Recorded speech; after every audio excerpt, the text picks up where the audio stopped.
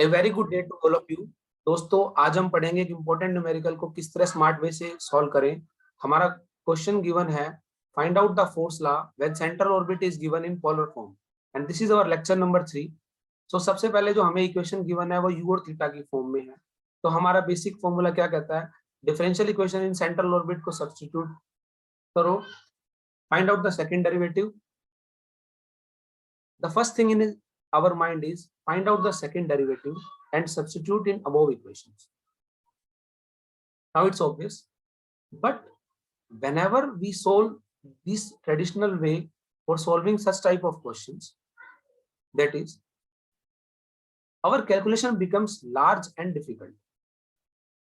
So what we have to think, then maths easy comes with the smart way of thinking. Think smartly before solving. It is possible because cos h theta is same in numerator and denominator. So firstly, divide it. With the help of division, the numerator term becomes constant and it is easy to solve the calculations. So divide numerator and denominator, or a smart way of solving is adding and subtracting 1 in numerator. Becomes cos h theta plus 1 minus 3 divided by cos h theta plus 1. Divide separately. So first term becomes 1. So our equation number 1, that is our question, will be converted into 1 minus 3 cos h theta plus 1. And it is quite easy to solve because the numerator term becomes a constant. Now differentiate this term 2 times with respect to theta. We will get such values.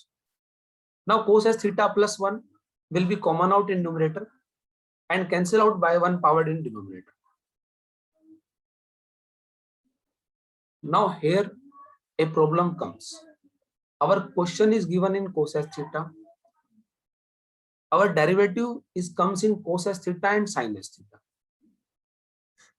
But we have to substitute d2u by d theta square and u in our differential equation in central orbit and simplify it.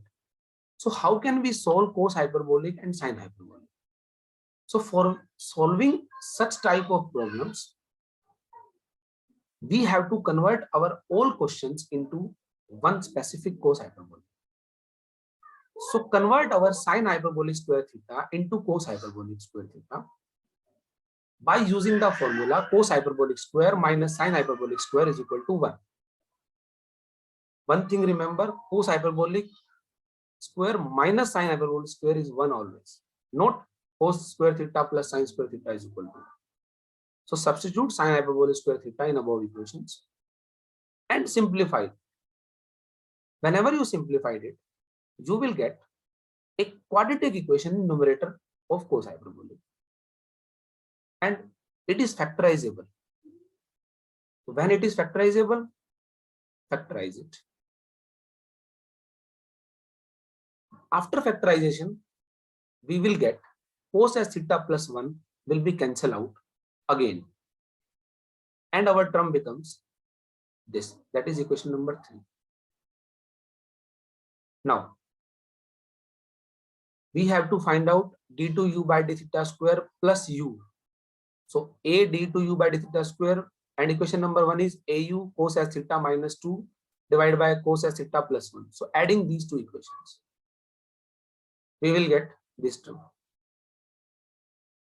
If something is common out, then take common out. So cos h theta minus 2 and cos h theta plus 1 will be common out from both terms, and we will left with 1 minus 3 cos h theta plus 1.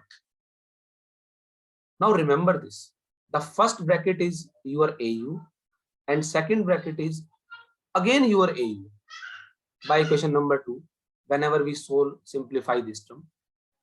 So both bracket will become au into au, hence your question will become a square u square, and a will be cancelled out. And d2 u by d theta square plus u, we will get a u square, and substitute the whole term into differential equation of central orbit in polar form. We will get a u square is equal to f by h square u square. So f को एक तरफ रखो, बाकी सभी term को second दूसरी तरफ ले जाओ, और u को 1 by r सब्स्टिट्यूट कर दो. ah square is a constant term, so left with f is directly proportional to 1 by r raised to power 4, and this is our required force law. So thanks for all watching this video. I request to all of you to like and subscribe the video.